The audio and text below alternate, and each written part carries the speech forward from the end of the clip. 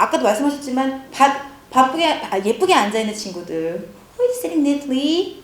이렇게 하면 맨날 걔만 시켜야 돼요. 한 명만.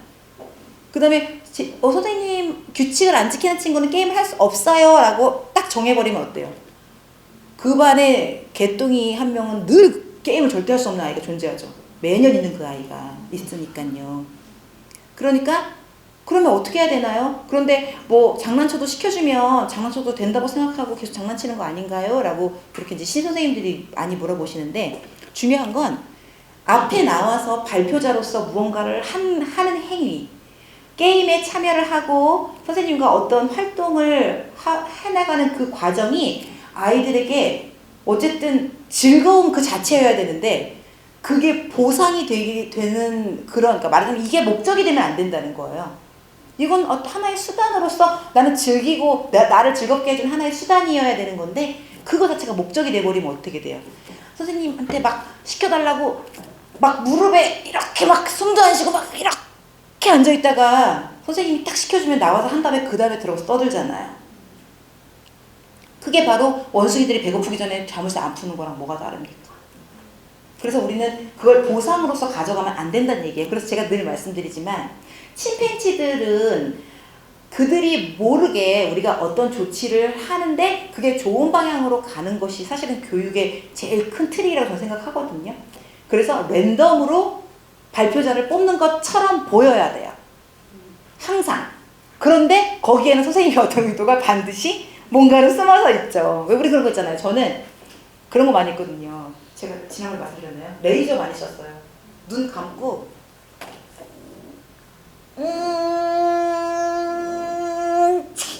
싹 세워요. 그러면 누군가 걸리잖아요. 제가 찝은 친구가 있을 거 아니에요. 그런데 정말 아이들은 랜덤이라고 생각하더라고요. 제가 찍고 싶은 친구 눈 감아도 찍을 수 있잖아요. 제가 이렇게 찍고 있으면 애들이 막 이래요. 제 손가락 그 라인에 들어오려고 막 이래요. 그 정도로 그걸 랜덤하다고 생각하거든요. 그러니까 아이들이 이렇게 순수한 그 마음을 선생님들은 이래야만 이렇게 해줄 거야. 이렇게 하는 사람 뭐 해줄 거야. 연습 열심히 하는 친구 사탕 줄 거야. 우리 발표 연습할 때 꼭 그거 되게 딜레마 하면서도 하잖아요.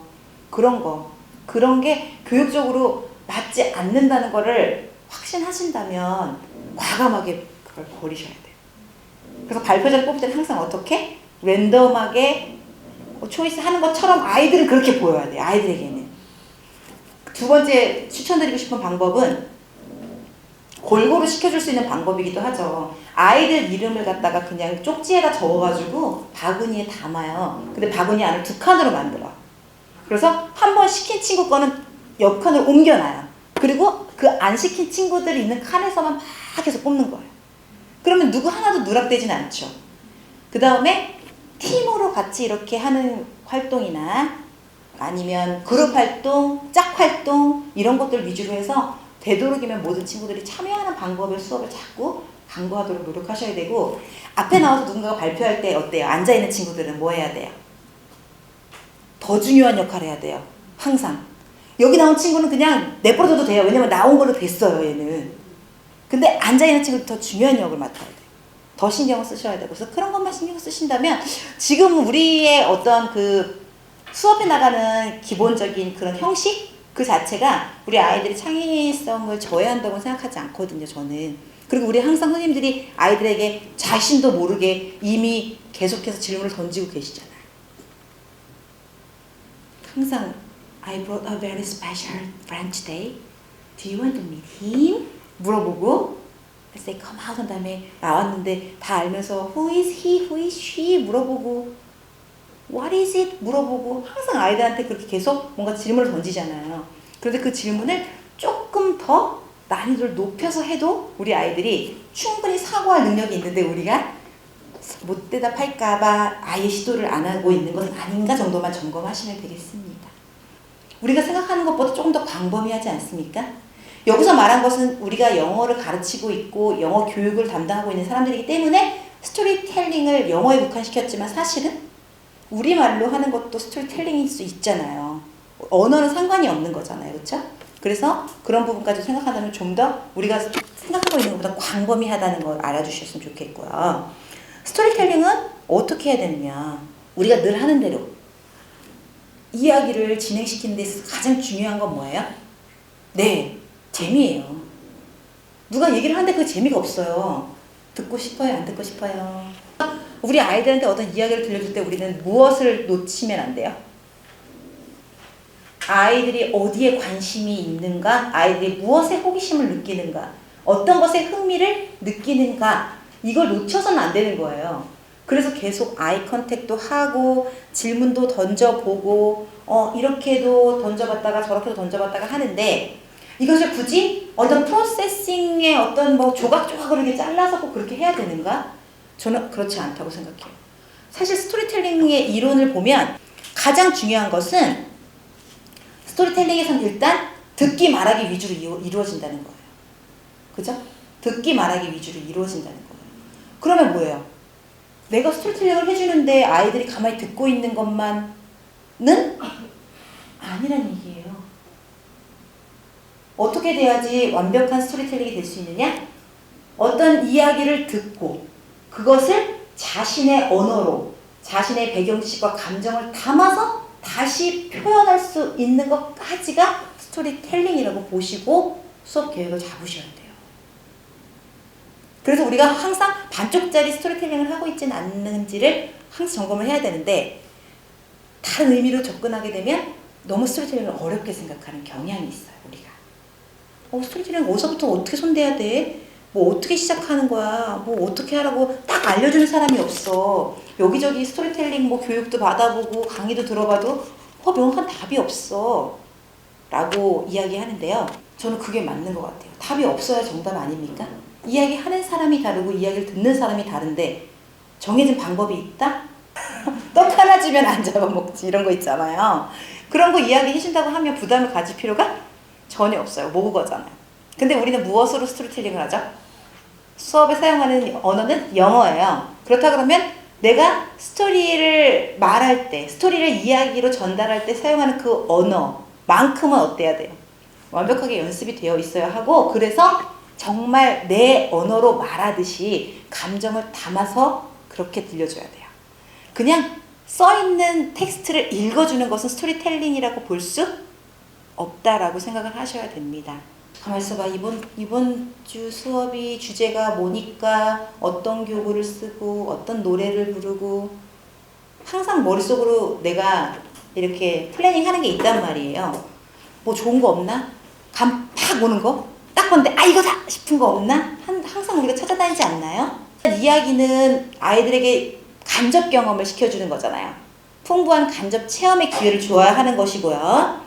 그리고 아이들이 그 과정을 즐길 수 있어야 되고 본인의 상상력을 동원할 수 있는 이야기여야 저는 가치가 있다고 생각합니다. 어떻게 생각하세요?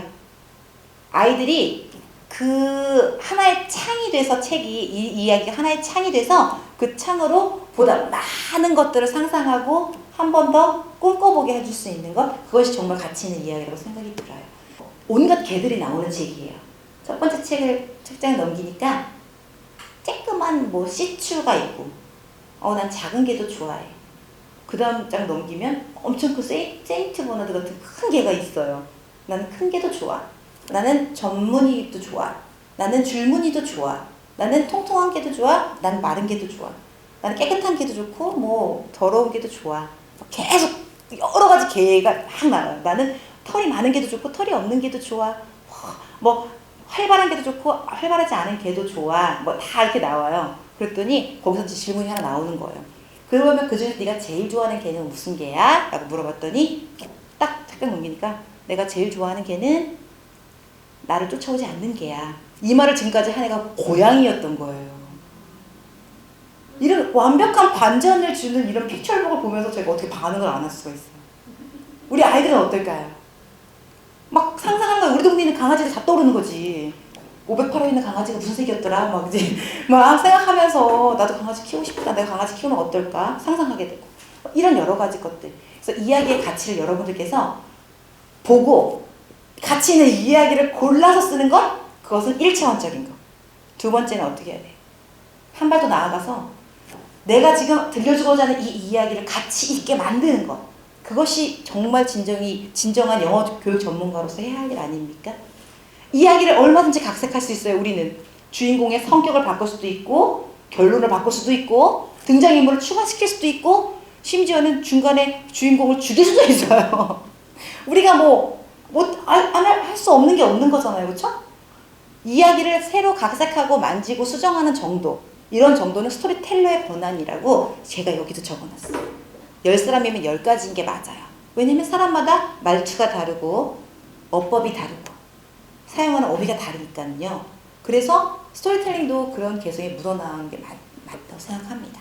저는 스토리텔링이 마냥 어렵게만 느껴져서 어떻게 좀 쉬운 방법이 있으면 좋겠어요 하시는 분들이 계실까봐 일단 애들은 어때요? 이야기를 좋아해요. 너무 좋아해요. 제가 스토리텔링을 교구를 가지고 스토리텔링을 들려주면은 파워레인저와 거의 비슷한 수준의 뽀로로와 거의 비슷한 수준의 집중력을 보여주거든요. 그 다음에 다양한 간접 체험의 기회가 있어서 아이들은 그걸 즐겨요. 막 상상하다 보면 자기도 모르게 막 거기에 빠져들어서 이 FL 환경인 경우에는 우리는 외국어로서 영어를 배우잖아요. 가장 확실한 방법이 이런 많은 동화와 이야기를 통해서 습득하는 언어가 진짜예요. 스토리텔링은 어디에다 접목을 해도 가능한 그런 방법이잖아요. 교구와 스토리텔링의 융합, 활동과 스토리텔링의 융합, 게임과 스토리텔링의 융합. 어때요? 다 가능해요. 교구를 하나 꺼내는 그 과정도 저는 이야기를 집어넣거든요. 당위성이 없이 자 얘들아 선생님이 오늘 이거 가져왔는데 한번 볼래? 하면 착 꺼내줬어요. 이건 이렇게 하는 거고 이렇게 하는 게 규칙이란다. 해볼 사람. 당위성이 없는 거죠. 거기에 이야기를 붙여주고 살을 붙이면 어떻게 돼요? 애들이 왜 저걸 해야 되는지에 대해서 너무 명확해지면서 집중을 안 할래야 안 할 수가 없게 돼요. 주사위에다 붙여놓고 던져서 나오는 거 옷 입히고 누가 더 빨리 입히나 이런 거 게임 그 자체로 재밌을 수 있죠. 그런데 만약에 거기다 이야기를 더 붙이면 어떻게 될까? 한쪽에는 여름나라고 한쪽에는 겨울나라라고. 여기는 여름나라고 여기는 겨울나라인데 여름나라에 간 친구가 겨울옷을 입고 갔지 뭐야. 빨리 벗겨주자. 일단 벗겨. 겨울나라에 간 친구가 여름옷을 입고 갔지 뭐야. 그 옷을 빨리 나눠주자. 입혀. 그런 아주 간단한 그 설정 하나만으로 어때요? 많이 달라지거든요. 제가 그래서 파닉스 그때 지난번에 저희가 파닉스 교수법 말씀드릴 때 교구 다 똑같은 거 맨날 4가지 4개에다가 담아놓고 꺼내고 똑같은 거 어떻게 하시라? 이야기적 설정을 넣으시면 돼요. 제가 그때 그 언더웨어 보여드리면서 색깔 다른 4개의 언더웨어 팬티를 가져가서 얘들아 오늘 선생님이 언더웨어를 갖고 왔는데 어때? 예쁘지? 선생님이 여기서 한번 입어볼게. 선생님이 아이들 앞에서 팬티를 입어본대요. 아이들이 당황스럽지만 호기심을 가질 수밖에 없잖아요. 교구니까 진짜로 입지는 않지만 근데 선생님이 입은 척하면서 아우치! 뭐가 있어? Something is in here. 선생님 무섭다. 네가 좀 확인해 줄래? Please shake it. 하고 애한테 확인하라 그래요. 그럼 얘가 그걸 열었는데 거기에 엄브렐러가 들어있는 거예요. 여기 엄브렐러 꺼서 What happened? The umbrella is in my underwear. Oh my gosh, 다시 뭐 이런 걸 선생님 해주시는 거예요. Oh, I don't want yellow one 하면서 선생님이 옐로우를 치워버렸어. 그 다음 핑크. Okay, I try on the pink one. 아우치 또 하는 거예요. 뭐가 또 있어? 그리고 애들한테 확인해달라고 하면 그 안에 뭐가 있어요?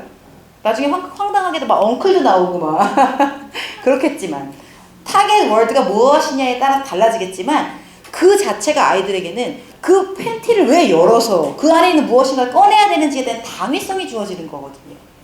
선생님이 지금 저 팬티를 입어보려고 했는데 갑자기 저 안에 뭐가 들어서 못 입었어.